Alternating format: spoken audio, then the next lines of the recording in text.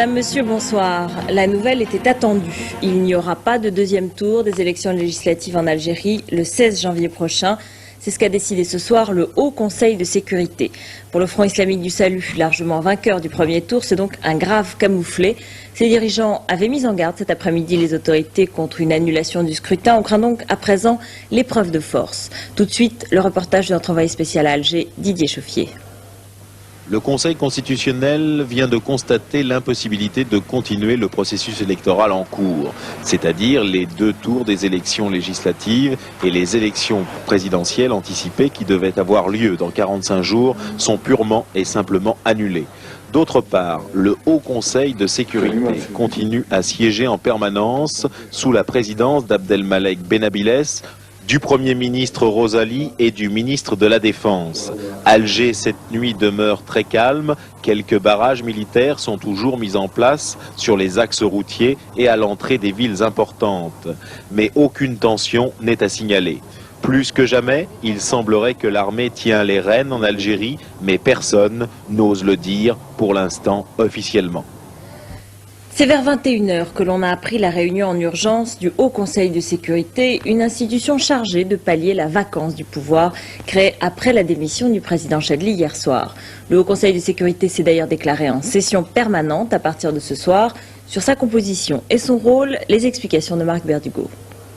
Haut Conseil de sécurité, en session permanente depuis ce soir, devrait assurer la charge de l'État dans les semaines à venir. Il regroupe le chef de l'État en exercice, le Premier ministre, les chefs de l'armée et les principaux ministres, notamment de la Défense et de l'Intérieur. Depuis hier, Abdelmalek Benabiles, déjà président du Conseil constitutionnel, assure l'intérim présidentiel. Cet homme de 71 ans, universitaire de formation, fait partie des cadres du FLN.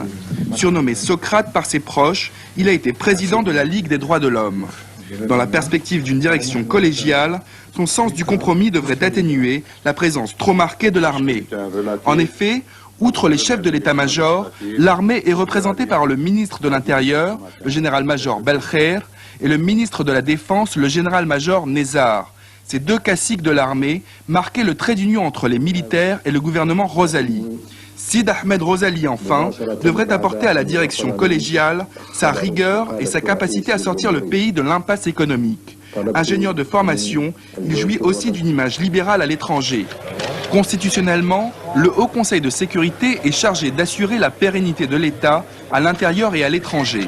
Sa décision ce soir d'annuler le second tour des élections législatives et de reporter les élections présidentielles confirme que pour le moment, la réalité du pouvoir est entre ses mains. Comment vont réagir les militants du Front islamique du salut? Cet après-midi, Abdelkader Hachani, le chef provisoire du FIS, avait qualifié la démission du président Chadli de manœuvre pour annuler les élections. Mais pour le moment, aucune réaction violente n'est signalée. Didier Chauffier, notre envoyé spécial, nous le disait. Il est vrai, comme nous l'explique le professeur Rémi Levaux, que ce mouvement, le FIS, est traversé par diverses sensibilités. Le FIS a des leaders qui cherchent le compromis, comme au fond Hachani actuellement a proclamé plusieurs fois qu'il ne souhaitait pas aller à un affrontement. Et on avait même l'impression que la semaine dernière, ces mises en garde sur les mouvements de troupes s'adressaient plus à ces militants, voulant leur dire restez calme, ne courez pas de risques, ne faites pas de provocation, parce que tout peut être interrompu. Et puis il y a très certainement des courants dans le FIS qui, depuis le début, sont en faveur d'actions violentes. Et évidemment, si les leaders du FIS étaient arrêtés, si le parti était interdit, ce qui serait une des possibilités, on pourrait penser à ce moment-là que les courants en faveur de l'action violente l'emporteraient, parce qu'ils seraient probablement mieux préparés à la clandestinité que ceux qui sont actuellement déjà dans les municipalités.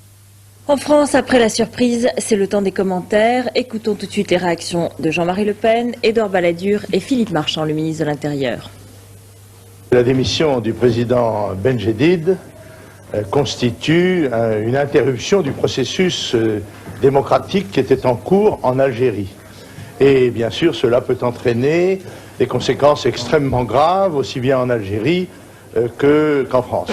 J'exprime donc le souhait que la parole soit laissée au peuple algérien et qu'il puisse s'exprimer tant dans les élections législatives au deuxième tour prévu que pour les élections présidentielles qui devront avoir lieu après la démission du président de la République. Et en France, 720 000 personnes, hommes et femmes, de nationalité algérienne. Ce n'est pas nouveau. En 1973, il y en avait 850 000. Le ministre de l'Intérieur, compte tenu de cette présence très importante sur notre sol, se doit bien sûr d'être attentif et se doit de prendre éventuellement un certain nombre de mesures.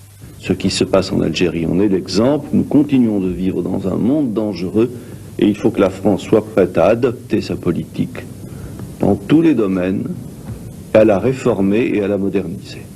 Ça veut dire quoi très précisément vis-à-vis de l'Algérie? Ça veut dire très précisément remettre en cause éventuellement ou adapter nos conventions de coopération et nous tenir prêts à assurer la sécurité de notre territoire. À l'étranger encore, la communauté des États indépendants a surmonté sa première épreuve. Après un marathon de 10 heures, Russes et Ukrainiens ont finalement abouti à un accord sur la répartition de la flotte de la mer Noire. Explication de François Guillaume. La bataille navale que se livraient l'Ukraine et la Russie depuis plusieurs semaines s'est soldée par un compromis. La flotte de la mer Noire va être partagée entre les deux puissances. Les bâtiments nucléaires, soit plus de la moitié des unités, iront dans le giron de la CEI, la communauté des États indépendants. Le reste des navires battra pavillon ukrainien. Place maintenant aux experts. Ils devront déterminer la répartition des unités stationnées sur les bords de la mer Noire.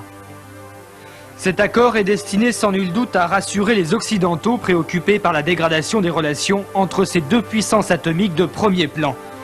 Mais il doit servir également à calmer l'agitation dans les casernes.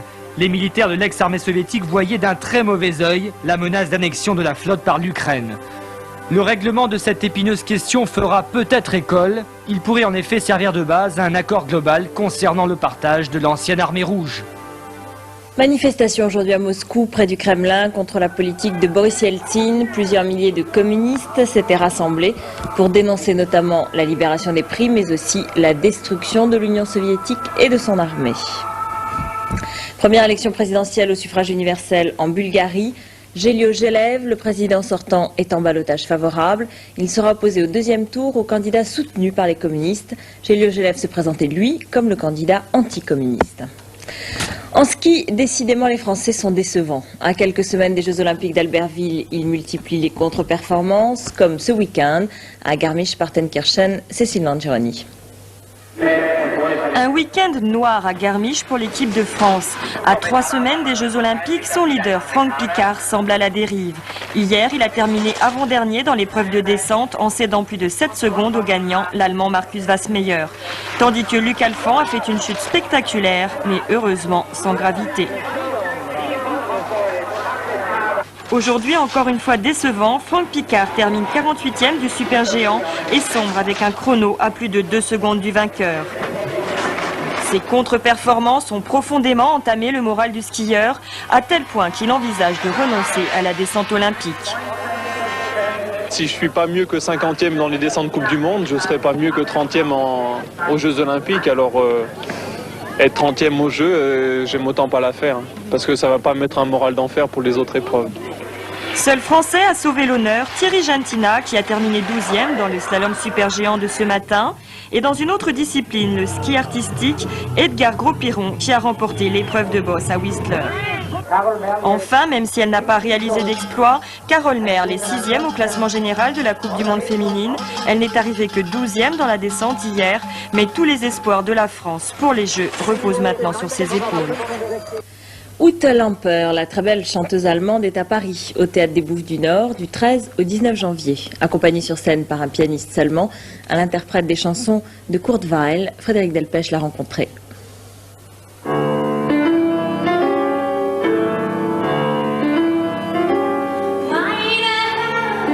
Ute Lamper a une passion, les chansons expressionnistes de Kurt Weill. À travers le monde et aujourd'hui à Paris, elle les interprète dans la plus pure tradition du cabaret berlinois des années 20. Je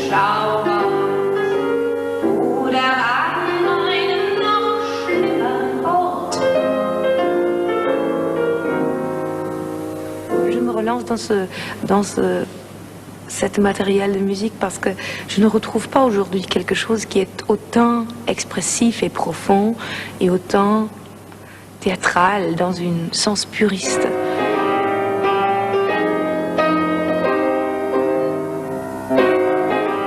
Que ce soit en allemand, en anglais ou en français, Ute Lamper aime raconter des histoires et évoquer des émotions comme la joie, la colère ou la tristesse.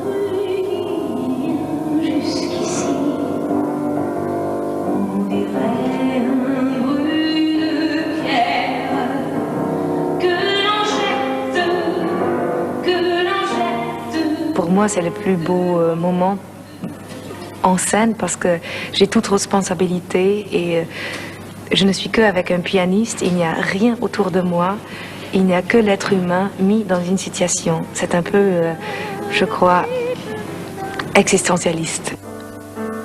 Après ce spectacle nostalgique, Ute Lamper sera le mois prochain à l'Opéra Comique où elle chantera des leaders de Michael Nyman. Un autre registre pour cette interprète qui veut d'abord surprendre. Da keiner zu. Und wenn einer tritt, dann bin ich es. Und wird einer getreten, dann bist du.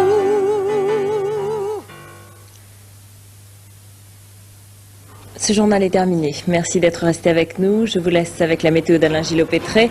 À 7h, vous retrouverez Jean-Michel Lelio. À 13h, Jean-Pierre Pernaut. Et à 20h, Patrick Poivre d'Arvor. Bonne nuit. À demain.